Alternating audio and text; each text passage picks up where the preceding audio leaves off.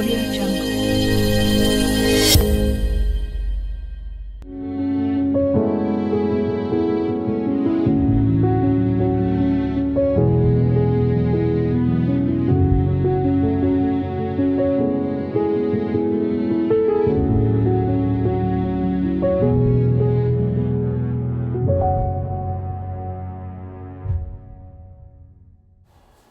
Salut Ria. Salut Joe. Ça va? Ça va et toi? Oui, ça va. Je suis très contente de t'avoir dans cette émission Face au miroir. Merci. On va apprendre à plus te connaître, à comprendre un peu ton parcours, à comprendre celui que tu es devenu aujourd'hui. Aujourd'hui, tu es dans la musique et aujourd'hui, on va apprendre un peu plus à connaître Ria. Pas dans la musique peut-être, ou du moins une partie, mais celui que tu es aujourd'hui pour comprendre quelque part ton parcours. Okay. Ça va? Tu es prêt? Oui. Ok, c'est parti. Alors, je vais te demander un petit exercice avant de commencer. Okay. Je vais te demander de prendre le miroir qui est juste en face de toi. Okay. Si c'est possible que tu enlèves tes lunettes pour bien te regarder dans les yeux. Ok. Attends, lève bien. Voilà. Voilà. Tu te regardes bien dans les yeux. Ouais. Et je vais te poser quelques questions. Ok? Ok. Je vais commencer tout simplement par qui est Ria? Ria, c'est un jeune homme rempli de rêves, d'ambition, soif de réussite et débrouillard qui se bat pour tout ce qu'il a obtenu et pour tout ce qu'il va avoir. Donc c'est un combattant, c'est un soldat. Quelle est la plus grande réussite de Ria? Savoir ce que je veux faire de ma vie. C'est-à-dire avoir une raison de faire ce que je fais aujourd'hui. Et c'est une douleur, mais à la fois une réussite pour moi, tu vois. Et rendre heureux ma famille à travers ce que je fais. Les rendre fiers, en fait. Le plus grand échec de Ria? Plus grand échec. Plus grand échec, je dirais plutôt de ne... C'est pas un des plus gros, mais un échec, un des premiers, c'est de ne pas avoir réalisé plus tôt le potentiel et cette envie que j'avais, cette rage que j'avais de vouloir réussir. Ouais. Si tu pouvais définir Ria dans la musique, c'est qui concrètement?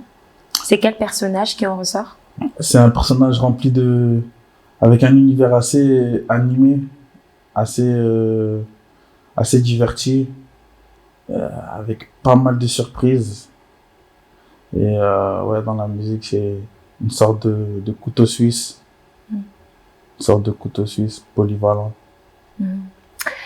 Tu as parlé de ta famille, tu as dit les rendre fiers. Quelle place ou quelle importance ou quel regard tu as par rapport à ta famille, par rapport à ce que tu fais? Le regard que j'ai sur eux, ils font partie c'est un pilier pour moi, tu vois. C'est ce qui me permet de garder la tête sur les épaules, pardon, et qui me permet de rester moi-même, tu vois. Et à travers eux, quand je les vois, en fait, ils me rendent fier. Ils me rendent fier parce que je vois qu'ils apprécient ce que je fais et ils sont vrais avec moi, ils sont réels. Tu vois, donc quand ça va pas, ils le disent. Quand ça va bien, ils le disent moi, mais ils le font comprendre. Tu vois. Et t'as dit rester moi, c'est quoi rester Ria? C'est rester authentique, ne pas essayer de me comporter comme X ou Y. Rester moi-même, comme j'ai été conçu et comme j'ai été éduqué et comme je me suis forgé tout seul. Donc, rester Ria 100%. D'accord, merci. Tu peux déposer le miroir. Bon, on va un peu décortiquer ce tête-à-tête que tu as fait avec toi-même. Déjà, comment tu l'as senti, ce tête-à-tête? De te voir comme ça, de te regarder et de te parler. Franchement, c'est chaud. C'est pas chaud.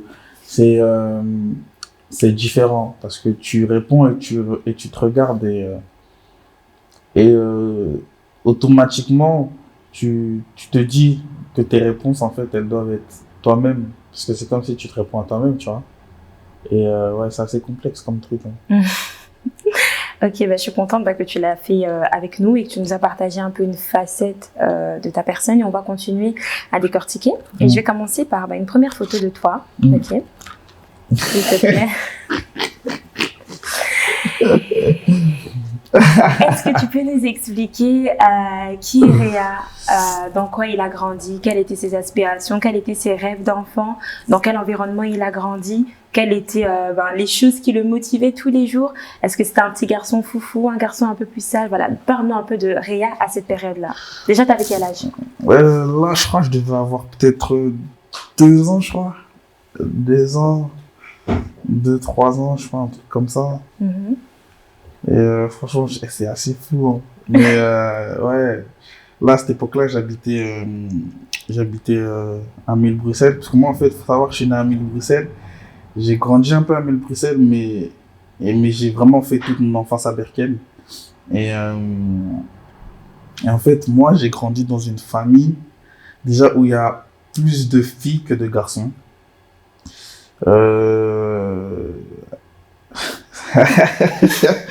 J'ai grandi dans une famille où vraiment j'étais tout le temps avec mes tantes à la maison.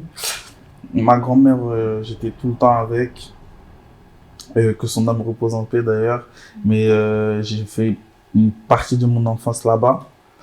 À l'époque, je me souciais pas mal en fait de ce que je voulais faire plus tard. Moi, je savais juste que je voulais juste faire de la musique. Ah, depuis très jeune. Depuis tout petit. C'est-à-dire, moi, j'ai grandi dans cet environnement-là de musique tout le temps, sans cesse.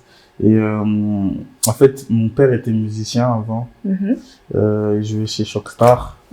C'est-à-dire que moi, en fait, j'avais automatiquement en fait ce truc dans le sang, tu vois. J'avais la musique dans le sang. Ça veut dire que au début, quand t'es petit, tu comprends pas, tu vois. Mais je me rappelle, je me faisais frapper parce que j'avais abîmé un peu la table qu'on avait de cuisine, parce que je jouais avec les couverts. Et moi, je regardais, je me tuais au concert je me rappelle, on avait le concert de l'Olympia en 97 de Kofi, je crois. Je me suis tué à ça. On avait la cassette. Je regardais tout le temps. Tout le temps, même à l'école. Je révisais comme ça, avec de la musique. Et je me rappelle une fois, j'ai 2 petites anecdotes. Il y en a une, on m'avait dit, en fait, on apprenait les animaux et tout à l'école. Et ma prof, elle me dit, ouais, c'est qui le roi de la jungle et tout. Moi, je lève la main, je dis, ouais, c'est Werason. Elle me dit quoi? Je dis, mais non, c'est qui? Je dis, si, madame, c'est Werason, tout ça. J'ai insisté, parce qu'à l'époque, Werason c'était le roi de la jungle et tout, le roi de la forêt, tout ça. C'est-à-dire, moi, dans ma tête, c'était lui. C'était lui, c'est tout. C'était pas le lion, le machin. Jusqu'à, ils ont ramené ma mère et tout. Et ma mère, elle leur a expliqué, ouais, c'est un artiste de chez nous qui se fait appeler comme ça, maman. Et la deuxième, c'est que, moi, en fait, on me demandait tout le temps, ouais, tu veux faire quoi plus tard? Et moi, tous mes potes, ils disaient, oh, je ferai policier, oh, moi, médecin, oh, moi, ambulance. Et moi, mon seul truc, c'était soit je vais vendre des chaussures, je travaille dans un magasin de basket, vendre des chaussures, comme ça, j'aurai plein de chaussures. Ou soit je vais faire de la musique comme mon père. Et si pas, j'irai faire de la musique chez Kofi, chez Werason et tout. Et j'étais trop matrixé. Ouais, en fait, la musique t'a bercé depuis que t'es tout petit. Et t'as dit que t'as grandi dans un environnement plus féminin. Est-ce que tu penses que ça a eu de l'impact sur ta personne, sur ton caractère, le fait d'avoir eu plus de femmes, de présence féminine autour de toi? D'un côté, oui, mais d'une autre, non. Pourquoi oui? Parce que j'ai toujours eu plus facile à m'entendre avec la gente féminine. Je suis beaucoup plus compréhensible. Parce que voilà, il y avait mes tantes, mes cousines, j'ai des sœurs aussi.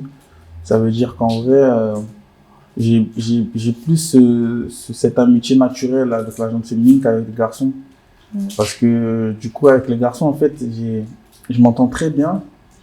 Mais des fois, ça m'ennuie parce que souvent, le sujet va rester pareil, tu vois. Ou ça va être plutôt des trucs assez restreints, tu vois. Tandis qu'avec une fille, tu peux débattre sur tout, sans forcément être ambigu, tu vois, mais tu peux débattre sur tout et tu peux avoir une autre vision de quelque chose parce que c'est une fille et toi, t'as un garçon, donc déjà, c'est pas pareil, tu vois. Et après, ouais, je m'entends très bien aussi avec les garçons, tu vois. Je m'entends très bien avec j'ai grandi. Il y avait aussi mes cousins et tout, mais vraiment, vraiment avec mes cousins, on a vraiment grandi dans cet environnement en fait et beaucoup plus de femmes. Donc ouais, du coup, je vois autrement la gente féminine que quelqu'un qui a grandi dans un soit mixte ou soit avec plus de garçons, tu vois. Tu penses que grandir, être un homme, un futur homme, un garçon et grandir dans un environnement où il y a il y a plus de présence féminine, est-ce que tu penses que ça peut être un problème pour la construction d'un jeune garçon ou pas du tout? Non, parce que moi, j'ai pas grandi avec mon père, tu vois. C'est ma mère qui m'a éduqué. Seul, avec mes tantes, ma grand-mère, mon grand-père, mon oncle aussi, qui a aussi été important pour moi. Et non, ça, c'est pas un problème parce que justement aujourd'hui, j'ai des contacts avec mon père et tout, tu vois. Et j'ai aussi mon beau-père que je considère aussi comme mon père. Ça veut dire que lui aussi m'a éduqué. En fait, ma mère, elle a eu ce rôle aussi de père dans mon éducation, mais j'ai aussi pu avoir des repères masculins par rapport à mon beau-père, par rapport à mes oncles et tout, tu vois. Donc, en gros, non, c'est vraiment pas un handicap. C'est une force. Parce que c'est là que tu vois qu'en fait, une femme, elle est forte, tu vois. Quand elle veut se donner à fond, elle se donne à fond. T'inquiète même pas, tu vois. Oui, ça a été le cas de ta maman. Ouais. Ok. Et tu disais que du coup, tu as été bénie dans cet environnement-là de la musique, mais tu n'as pas grandi avec ton papa, mais il t'a quelque part transmis cette chose-là. Mais comment c'est venu? Comment, à un jeune âge, tu as pu te dire, c'est la musique que je veux, rien d'autre? Est-ce que c'est peut-être parce que tu as vu papa le faire, parce que papa te l'a dit, ou enfin, qu'est-ce qui s'est passé? Comment un enfant très jeune peut se dire, moi, je veux faire de la musique? Je pense que tu vois, ça, c'est un truc, étant croyant, pour moi, c'est un don que Dieu lui donne, tu vois. C'est souvent là où tu peux pas trouver de réponse, c'est beaucoup plus profond que ça, tu vois. Parce que même moi, je me dis, comment ça se fait à 3 ans, je savais déjà jouer de la batterie, je savais faire des breaks, ce qu'un enfant de 3 ans ne peut pas faire forcément, tu vois. Et moi, souvent, les trucs de mon père, j'entendais des gens, tu vois, ces gens ils disaient, ah, je connais ton père, il y a ton père, grand musicien, grand guitariste, machin. Et en fait, c'est à force d'entendre, et en même temps que tu baignes dedans, ouais, c'est un truc que mon père, il m'a donné en héritage, tu vois, et que même moi, même aujourd'hui, je comprends mieux, mais il y a cette question, pardon, dont je trouve pas la réponse qui est, comment ça se fait aussi que, étant tout petit comme ça, moi, c'est ce qui m'a matrixé. Jusqu'à aujourd'hui, j'écoute beaucoup plus de musique du pays que les musiques modernes, tu vois, de chez nous, des jeunes et tout. En fait, même quand je vais me concentrer sur de la musique américaine ou française, du hip-hop et tout, j'aurais toujours ce besoin, en fait, de retourner, en fait, d'écouter des chansons de chez nous, même des classiques, c'est-à-dire je vais même descendre à des trucs qui sont vraiment pas de ma génération, juste parce qu'en fait ça va me faire du bien.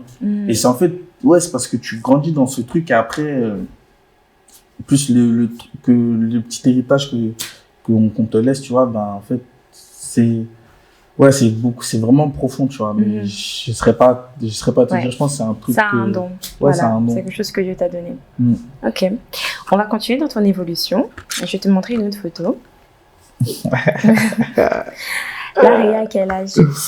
Là, je pense que je devais avoir 18, je crois. 18 ans par là, donc un peu la majorité, tu viens d'avoir la majorité. Ouais. Et explique-nous un peu dans cette période, qu'est-ce qui se passait? T'aspirais à quoi? Est-ce qu'il y avait toujours la musique? Quel était ton environnement toujours? Quelle était la vie de Réa à ce moment-là? À ce moment-là, ma vie, elle commençait à être bien, mais je me cherchais encore. Parce que je sortais d'un groupe, j'étais dans un groupe de musique qui s'appelait Golden Legacies. Il y avait pas mal de potes qui étaient dedans. Il y avait moi, Shady, Seyo, YG Pablo, JMNJ, Toutoun. Et à cette époque-là, moi je sors du groupe. Parce qu'en fait, moi j'étais vraiment le genre de personne qui avait le truc, mais qui bossait pas en fait, tu vois. Okay. En fait, je prenais vraiment ça à la légère. Ouais. Et je faisais aussi du foot à côté. Là, je pense qu'à ce moment-là, j'allais partir habiter en Angleterre, chez mon père pour le foot. Et ouais, donc à cette époque-là, en fait, je suis en train de me chercher. Je en train de me débrouiller. Je me rappelle, je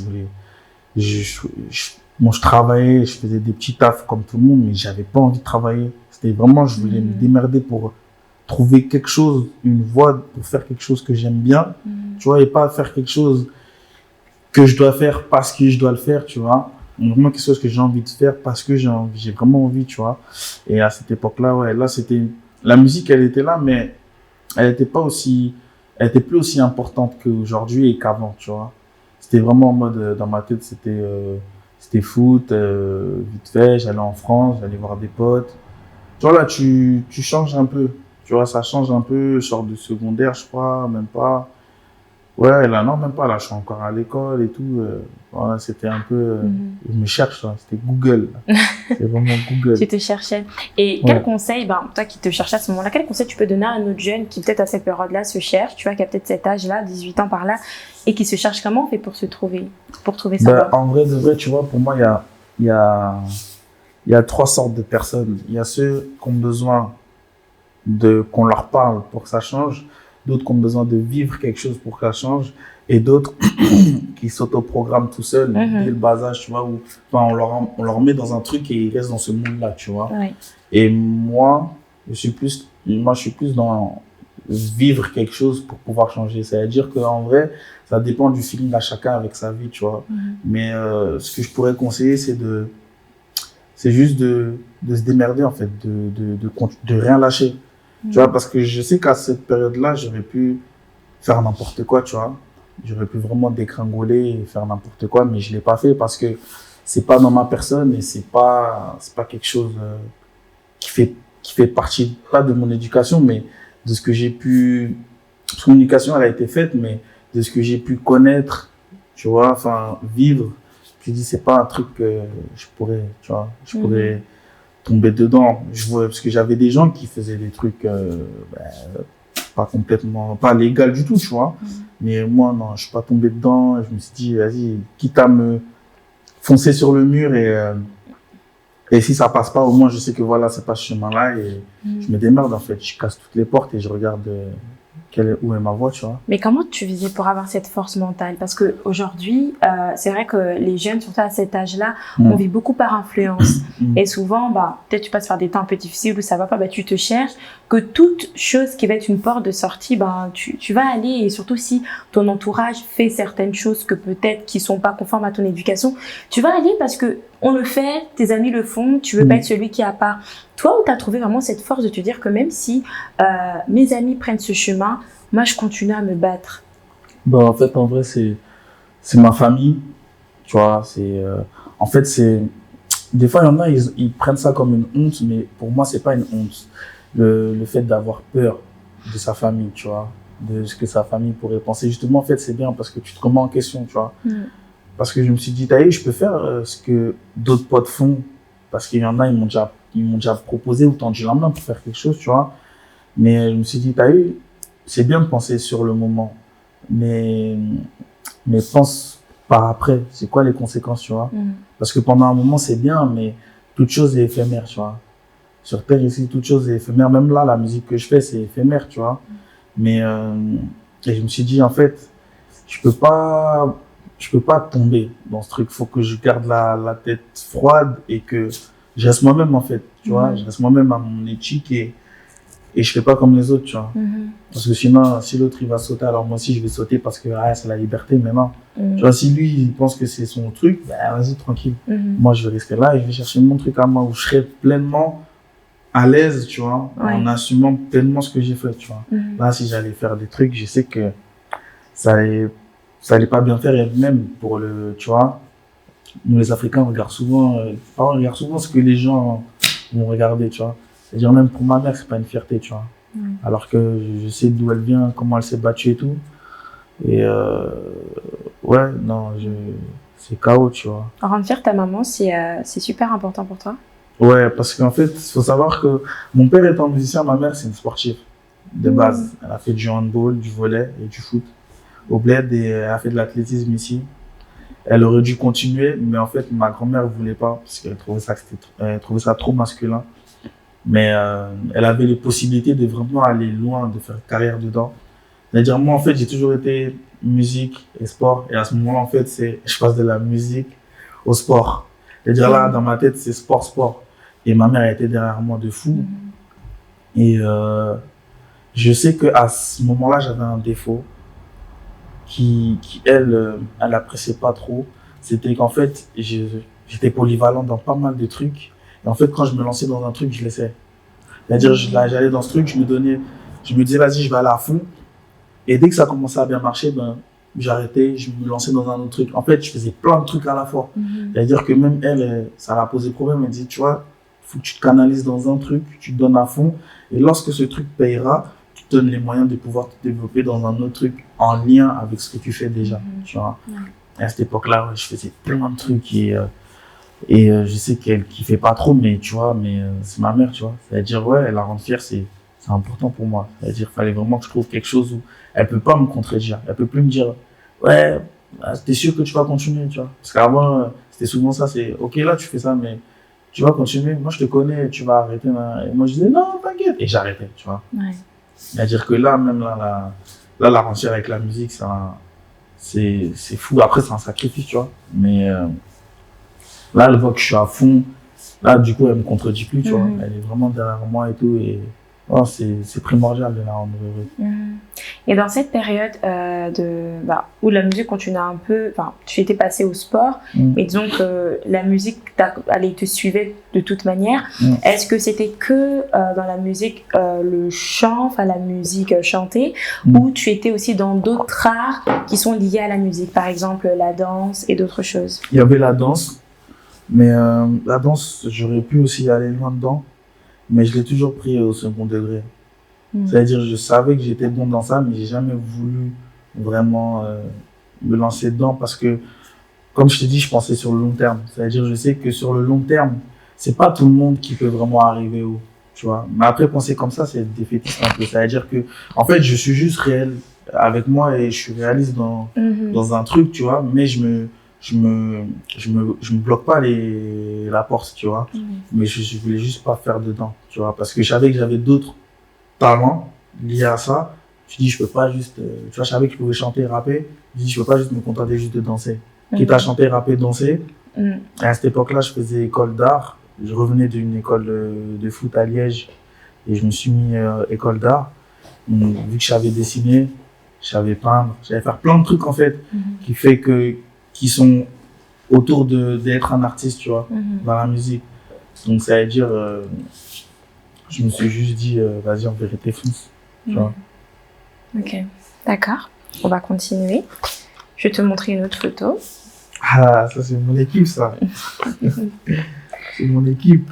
Une photo de ta famille, je pense des personnes très proches de toi. Tu peux nous expliquer un peu qui ils sont et pourquoi ils ont une importance considérable dans ton parcours? Je peux montrer à la caméra? Ça va être diffusé, ils m'ont sauvé. En fait, là, t'as Marcelo. Donc c'est à partir de ma droite. Oui. T'as Marcelo, t'as moi, puis t'as Isaac, et puis t'as Bravel. Mais on a encore, il y a encore Rico, Chris, Karel, Eli, Jack, ils sont beaucoup. Mais ce jour-là, on était 4. Et en fait, eux, c'est vraiment mes piliers, c'est mes bases, tu vois. C'est vraiment mes bases. Et pourquoi cette photo, en fait, elle est vraiment spéciale? C'est parce que, en fait, on a tous grandi ensemble, tu vois. Et on s'est jamais considéré vraiment comme un coup, tu vois. Chez nous, on préfère dire qu'on est frères, tu vois. Mais cette photo, elle est aussi spéciale parce qu'en fait, c'est la photo qu'on a avec Bravel, tu vois, qui est décédé et qui a beaucoup impacté, tu vois, son décès a beaucoup impacté ma famille, vu qu'on était de sa famille, c'est mes proches, mais beaucoup mes cousins, parce qu'on a perdu un membre, tu vois. On a perdu une valeur sûre, vu que lui aussi faisait de la musique, tu vois. Et moi, moi, je l'admirais, moi, je le kiffais de fou. C'est-à-dire, en gros, tu vois, c'était pas perdre un mentor, mais perdre quelqu'un qui vivait à fond, en fait, ce qu'il aimait, tu vois. c'est là où moi, en fait, j'avais pas cette honte, mais ce blocage dans le sens où, tu vois, je voulais vivre à fond aussi de la musique comme lui il le faisait, mais j'avais pas vraiment de. En fait, je trouvais pas cette fin, en fait, cette grinta, tu vois. Et ouais, cette photo, elle est spéciale parce que c'est vraiment. En fait, tu vois que ce jour-là, en fait, je crois, il y a même un barbecue ou quoi, mais non, cette photo, elle est vraiment spéciale. Elle est spéciale, de fou malade. Tu penses que, ben, je pense que ça le prouve, je pense que dans votre équipe, un peu, il y a des cousins, mais aussi des amis qui sont vraiment devenus la famille. Ouais. Est-ce que tu penses justement, par ton expérience, que vraiment des amis peuvent prendre presque même la place de la famille? Ouais, fortement, parce que tu vois, il y a ce. En fait, quand ça dépasse le stade de l'amitié, ça devient de l'amour, en fait.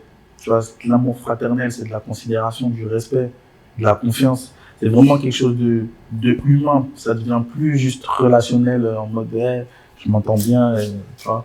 Parce que la personne, elle est là quand t'es pas bien, quand t'es bien, elle est à l'écoute et tout, tu vois. Et, euh, et ouais, pour moi, un ami peut vraiment devenir vraiment quelqu'un de proche, vraiment dans le cercle restreint, être considéré comme quelqu'un de la famille, quand il y a vraiment de l'honnêteté, en fait. Quand les deux personnes sont vraies et réelles, il n'y a pas de souci à ce que vraiment ils puissent être rentrés vraiment dans le cercle restreint, tu vois. Ouais. Et tu nous disais que malheureusement, un de tes amis nous a quittés, Bravel. Et tu disais que c'est quelque chose qui a affecté ton entourage, ainsi que toi-même, j'imagine. Et j'avais juste une question à te poser par rapport à ça. Aujourd'hui, en étant jeune, parce que tu es jeune, que tu perds quelqu'un de ta famille, un ami très très proche, comment on fait pour se relever de ça? Comment on fait pour continuer à vivre? Comment on fait pour continuer à rêver et à croire réellement à la vie et en ce que tu disais que tu es croyant, en ce que même Dieu a mis en nous, et continuer à se battre avec une douleur pareille? En fait, c'est assez compliqué pour s'en relever. Parce que moi, par exemple, j'ai pas perdu, j'ai jamais perdu un ami. Du moins, j'en ai peut-être perdu, mais c'était des amis que je connaissais, tu vois. Mais vraiment, perdre quelqu'un de proche de soi, moi, dans ma vie, j'ai vraiment perdu deux personnes hyper importantes. Ma grand-mère, quand je crois que je devais avoir 7 ans, un truc comme ça. Mais quand t'es petit, tu vois, tu comprends pas. En fait, tu comprends pas le truc. Ça veut dire qu'en vrai de vrai, le deuil de ma grand-mère, je savais que j'avais perdu ma grand-mère. Ça m'a énormément touché, tu vois. Mais j'ai vraiment vu, en fait, le décès, je l'ai vraiment vu avec ma mère, tu vois. Parce que ma mère, elle était vraiment pas bien à cette période-là. Et c'est quelque chose qui, même aujourd'hui, ça, tu vois, c'est un sujet sensible pour elle, tu vois. Mais en fait, tout au long de ma vie, jusqu'à ce que je perde mon cousin, tu vois, Bravel, en fait, je voyais ma mère comment elle gérait ça. Mais je me suis dit, si elle arrive à en être fort, tu vois, en fait, en vrai, c'est quelque chose que tu peux apprendre à vivre avec, mais pas forcément guérir, tu vois, parce que c'est une plaie qui grave à vie, tu vois, que tu peux pas recouvrir avec quelque chose. C'est-à-dire, en vrai, c'est comme si tu mets un sparadrap, mais qui colle pas, tu vois. C'est un truc qui sera toujours ouvert, tu vois. Et c'est-à-dire, en gros, moi-même, après, ça m'a affecté parce que il y avait des moments où je me disais, ah, tu vois, si ma grand-mère, elle était là, ah, machin, tu vois. Et le jour où je perds Bravel, en fait, ça m'a totalement brusqué. Pourquoi? Parce que je m'attendais pas à perdre quelqu'un du jour au lendemain, tu vois. Et ouais, son décès, j'ai perdu du poids, j'étais pas bien du tout. J'ai, non, ça m'a vraiment touché de fou, tu vois. Parce que j'en ai pas vraiment, j'en parle avec ma famille, tu vois, avec mes cousins et tout. Mais j'ai comme l'impression que c'est un sujet que souvent on n'essaie pas trop d'en parler parce que, en fait, tu vois, moi personnellement de mon côté, j'essaie pas trop d'en parler avec les gens Pourquoi? Parce que, en fait, quand tu regardes de l'extérieur, quand tu vois quelqu'un perdre quelqu'un de sa famille, ça t'affecte, tu vois. Mais pas autant que lui, parce que tu comprends pas vraiment la douleur, tu vois. Et il y a que quand ça vient à ta porte, que là, en fait, tu vois qu'en fait, ah ouais, en fait, c'est réel, c'est vraiment vrai. Et pourquoi j'en parle pas souvent, c'est parce qu'en fait, j'ai pris un peu ce côté de ma mère de beaucoup encaisser, entre guillemets, de beaucoup garder et de pas vraiment sortir, tu vois. Et je sais qu'à cette période-là, les gens, ça les a brusqués un peu parce qu'ils ont l'habitude de me voir dans la folie, dans toujours bonne humeur. Et là, ils m'ont vu pendant une longue période inhabité par la joie, tu vois. Genre, je suis là et je suis là, tu vois. Et du coup, bah ouais, c'est dur à surmonter ça, tu vois. Tu peux pas le nier, tu vois. Il y a des soirs où tu vas te retrouver comme ça et tu vas te dire, ah ouais, frère, il est parti et tout. Tu vas repenser à plein de trucs. Ça dépend aussi du feeling que tu avais, tu vois. Moi, Bravel, j'étais partout avec. Partout avec. Ça veut dire que, à cette période-là, je me rappelle, je sortais pas, tu vois. Je suis même parti en France. Je préférais rester avec mes cousins et tout. Parce qu'en fait, tu vas aller partout, ça va te rappeler plein de flashs, tu vois. Et je m'étais dit, en parler avec les gens, ça sert à rien. C'est bien, mais d'un autre côté, je préfère garder parce qu'en fait, ils vont me dire, ouais, non, ils vont avoir les mots. Ça, c'est pas un problème. Mais en fait, il y a mon ego qui va me dire, même si vous me parlez, ça va rien changer. Parce que vous allez me parler aujourd'hui, demain, je vais peut-être être bien, le soir, ça va revenir. Parce qu'en fait, vos mots, ils vont pas faire revenir la personne. C'est-à-dire, je préfère seulement garder pour moi, apprendre à vivre avec et m'en servir à me motiver pour quelque chose, tu vois. Et c'est de là qu'est arrivée en fait cette force de me dire, lui en vérité, parce que lui il a toujours cru en ma musique. Il m'a toujours dit, rien, mets-toi à fond. Moi j'étais là, non, laisse. Et en fait, le fait de le perdre, je me suis dit, là maintenant, j'ai une raison de faire quelque chose, tu vois, de faire à fond. Et c'est de là en fait que après tu apprends à vivre avec et tu t'en sers pour ça te motive à faire que des grandes choses, tu vois.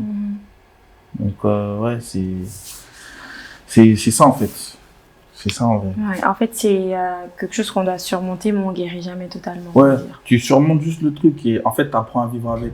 Ouais. C'est comme un handicap, tu apprends à vivre avec et après, ça peut devenir une force comme ça peut devenir une faiblesse, mais le meilleur, c'est que ça soit une force. C'est que ça soit une force. Et toi, aujourd'hui, c'est devenu une force? Ah, moi, c'est une de mes plus grosses forces, tu vois. Quand je me réveille le matin et que je vais en studio, je me dis, lui-même, il le faisait. Et parce que je me rappelle à ce moment-là, avant qu'il meure, moi, je me lance dans la prod. C'est-à-dire, moi, je voulais commencer à faire des prods, lui faire des covers et tout. Et après, il disparaît. C'est-à-dire, moi, dans ma tête, je me dis quoi, quand je reviens de France, je coupe mes locks, tout ça. Et je rencontre ma première manager. Et je lui dis, moi, je veux juste un truc. Non, j'avais dit deux choses. J'avais dit, moi, je veux pas que tu me considères comme un nouvel artiste. Parce que la musique, je la connais très bien. Ma musique, encore mieux. Et deuxième chose, je veux juste que tu me fasses rencontrer quelqu'un qui va croire en ce que je fais, qui va croire en ma musique. Et tu vas voir où ça va, et tu vas voir ce que je vais pouvoir faire. Si juste il me met dans le beau concombre. Parce que moi, comment je fonctionne avec les gens, c'est que quand tu me donnes pleinement quelque chose à 100%, en fait, moi, je te le rends en double. Et c'est bien, mais d'un autre côté, c'est mauvais parce que quand on me plante un couteau dans le dos, en fait, je le prends au premier degré, vraiment. Déjà que je suis susceptible comme personne, alors je le prends vraiment mal. Et un truc que j'ai, c'est que, un trait de caractère que j'ai, c'est que lorsqu'on me fait ça, en fait, quand je décide de mettre un trait à quelqu'un dans ma vie, peu importe l'impact qu'il a eu, énorme ou petite, en fait, la personne est totalement blanche à mes yeux. C'est-à-dire, même si tu me fais du mal, je vais te pardonner, mais je vais plus jamais te considérer. C'est-à-dire que même dans ta tête, tu vas dire, donc il me pardonne, mais aujourd'hui, genre, c'est comme s'il me voit pas, c'est-à-dire que tu peux passer, et il y en a qui ont payé les frais, tu vois. Et eux-mêmes, je pense, dans leur tête, ils doivent tilter parce qu'ils se disent, oui, on a passé plein de moments ensemble, ça lui fait ni chaud ni froid de me voir, en fait, en vrai, tu vois. Et Ouais, pour revenir à ta question, ouais, pour moi, c'est une grosse force, en fait, tu vois. Parce que je me dis, ce que j'ai aujourd'hui, j'ai mon équipe, on a un studio, je fais moi-même mes covers, j'ai tout à disponibilité. C'est-à-dire, en vrai, de vrai, si lui, il a cru en moi, faut que les gens aussi commencent à croire en moi, tu vois. Et en fait, c'est ça qui me motive à faire, à innover, à créer, à aller plus loin que ce que je sais déjà faire, tu vois. Ouais. Avant de passer à Réa aujourd'hui, je vais te demander un petit exercice encore, de reprendre le miroir, de te regarder encore une fois vraiment dans les yeux. Et je vais juste te conditionner et juste après tu vas répondre à ma question. J'aimerais que quand tu te regardes là, vraiment là dans le blanc des yeux, qu'en fait tu te regardes pas avec ton regard, mais que tu te regardes avec le regard de ton ami, de ton frère que tu as perdu. Et avec ce regard-là, ce regard avec lequel il te regardait, j'aimerais que tu lui dises juste une chose, quelque chose que tu lui promets, quelque chose qui t'a certainement laissé, on comprend par par cet échange que il t'a laissé des traces, qui t'a impacté. Qu'est-ce que tu lui promets au retour? Si j'avais un message à lui dire. Oui. Mon gars, je suis en train de le faire là. Je lui dirais juste que je suis en train de le faire. Et là où ils ne m'attendaient pas, ils vont pas me voir là, ils vont me voir encore plus loin. Et tout est question de foi, de travail et de confiance. Donc, ils sont pas prêts, ils vont comprendre par après. Ça va même les étonner. Ce que j'aurais à lui dire, c'est ça. D'accord. Et qu'on leur rend fier, quoi. D'accord, merci. Tu peux redéposer le miroir. On va continuer. Ça, c'est une photo de toi aujourd'hui. Donc, c'est Réa. Réa, aujourd'hui.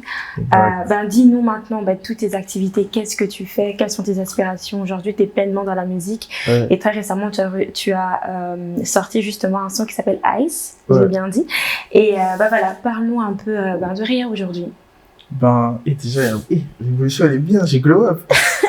J'ai glow up. Le Réa d'aujourd'hui, c'est quelqu'un qui pense, qui peut enfin pouvoir développer chacune de ses qualités. Et je peux exploiter ma polyvalence, tu vois.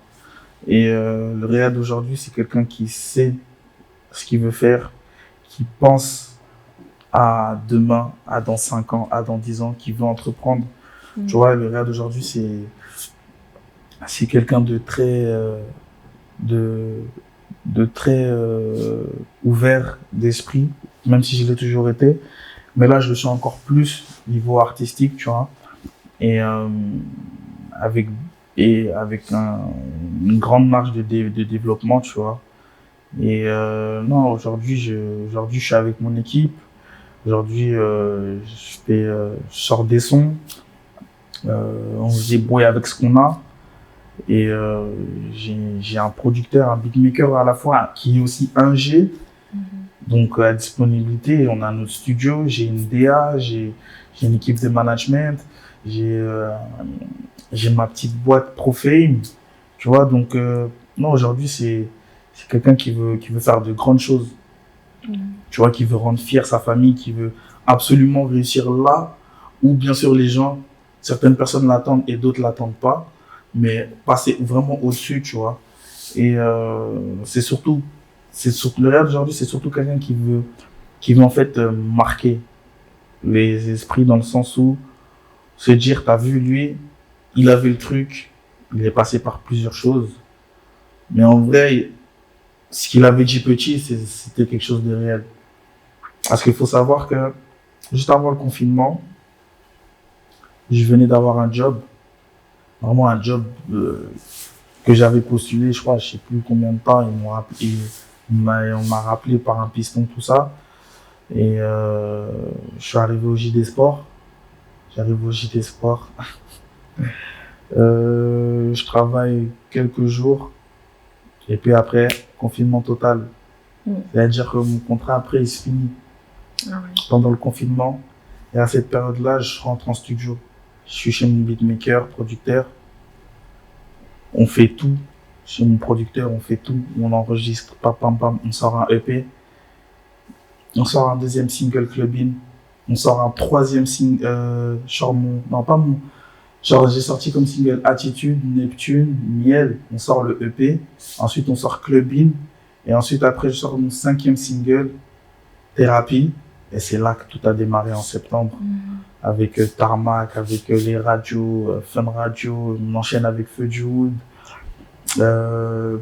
Radio Panique, il y avait Génération aussi par après, en France, et en fait c'est là que tout démarre, tu vois. Et en fait, en vrai, ouais, et c'est en fait par après que j'ai compris que en fait, ce que j'avais dit plus tard, je l'ai réalisé. J'ai travaillé dans un magasin de chaussures comme je voulais, parce que c'est le premier magasin de chaussures que j'ai travaillé. Et je l'ai fait. Et maintenant, je suis dans la musique. Et petit, j'avais dit soit je fais ça, soit je fais ça. Tu vois, et je me dis qu'en fait, c'est là en fait que tu vois que c'est plus profond en fait. Je savais déjà, en fait, quand j'étais petit, je disais les choses sans forcément savoir que ça allait se réaliser. Mais si je l'ai dit petit, c'est que le destin a fait que c'était ce qui était écrit, en fait, tu vois. Et non, le Réal d'aujourd'hui, c'est quelqu'un d'épanoui avec sa famille, sa musique. Même si, bon, on sait que la musique, c'est pas facile, mais j'essaie toujours de voir le bon côté des choses et j'essaie de prendre plaisir à fond parce que il n'y a rien de plus dangereux qu'un artiste épanoui, tu vois. Quand un artiste il est épanoui, il est dangereux de fou, dans le sens où c'est un monstre, tu vois. Et ça, c'est un grand frère à moi qui me l'a dit, tu vois. Mais c'est réel. Donc, non, le Réal d'aujourd'hui, c'est quelqu'un de bien et que il sait où il va aller. Et quels sont les futurs projets en général? Ben là, il y a le clip Ice qui est sorti. Il y a le dernier single Popstar qui est toujours disponible. Et là, il y a des bonnes choses qui sont en train d'arriver. Il y a un nouveau single qui va arriver dans pas longtemps. Et une bonne surprise pour cet été. Franchement, je réserve de bonnes choses. Et à la rentrée, une petite surprise aussi qui arrive. Donc là, franchement, les choses sont bonnes et il y a du bon là qui arrive. Il y a vraiment du bon. Et tu te vas où dans 10 ans? Tu te vas où dans 10 ans? Dans 10 ans avec tout ton parcours, avec ce que tu fais aujourd'hui? Dans 10 ans, je me vois dans la musique encore, mais avec ce qu'on a aujourd'hui, mais encore plus développé. Et moi, ce que j'aimerais trop, c'est aider des artistes à se développer, tu vois. Faire de la DA, à pouvoir développer des artistes via ma structure et tout. Et non, dans 10 ans, je me vois à la place où je dois être par rapport au travail que je fournis aujourd'hui. Donc, ouais, c'est où je me vois vraiment dans 10 ans. Ok. Et si tu as un conseil que tu peux juste donner à un jeune qui veut aussi se lancer dans la musique, mais qui par des forces un peu extérieures, ne se lance tout simplement pas, quel conseil tu peux donner à un jeune qui veut faire comme toi? Qui lâche rien en fait. Il faut pas. En fait, là où les gens disent non, montre-leur que c'est si. Tu vois. Et quand ils pensent que c'est si, là tu leur fais comprendre que c'est quand. Tu vois. C'est-à-dire en gros, faut pas se briser les rêves en vrai, tu vois. Si tu as un rêve, fais en sorte que ce rêve-là puisse être déjà bien focus et puis ensuite être, comment on appelle ça, bien matérialisé dans le sens où tu sais ce que tu veux concrètement. Après, donne-toi les moyens, mais faut rien lâcher. Tu vois, parce qu'en vrai, si tu lâches, moi je vais toujours dans ce sens-là. Je me dis que déjà, on a tous une personne qui nous ressemble comme 2 gouttes d'eau sur Terre. Donc je me dis, ça veut dire forcément dans la vie, dans ce que je fais, c'est obligé qu'il y a des personnes qui pensent exactement comme moi, ou du moins leur idéologie, leur pensée se rapproche fortement de comment moi je pense. Et je me dis, tu vois, la vie, c'est un long film mais très court. C'est-à-dire, en vrai, pendant que toi, tu es en train de dormir et qu'on a les mêmes idées, moi, je taffe. Le moment où moi, je vais me proposer sur mes lauriers, la personne qui avait cette idée-là, en fait, elle va te surpasser parce que toi, tu dors. C'est-à-dire, en vrai de vrai, faut avoir faim. Faut pas se contenter de vas-y, c'est bon, je l'ai fait. Tu vois? Parce qu'en vrai de vrai, on n'a jamais vraiment fait les choses de façon vraiment accomplie et tout, tu vois. Et non, moi, ce que j'ai à dire vraiment pour un jeune, c'est de rien lâcher, de continuer. Et, tu vas voir, ça va payer, tu vois. Si c'est pas maintenant, t'inquiète pas. Il y a des signes qui montent pas, tu vois. Il y a vraiment des signes qui montent pas et faut garder cette grinta là, en fait, tu vois. Faut garder ce juice. Voilà. D'accord. Bah, merci Réa. Merci à toi. Merci pour ton intervention qui était juste très très riche et très profonde et très édifiante aussi, je trouve. Par ton parcours, ben, je pense que tout le monde a quelque chose réellement à apprendre. Et ce que tu as dit de vraiment croire en soi et de continuer à se battre pour la chose pour laquelle on est tout simplement né, c'est, je pense, quelque chose qu'on peut prendre dans tous les domaines et qui est réellement vrai. Bah, la jeunesse n'est pas un obstacle, c'est juste un tremplin encore pour continuer à se battre et à vivre ses rêves.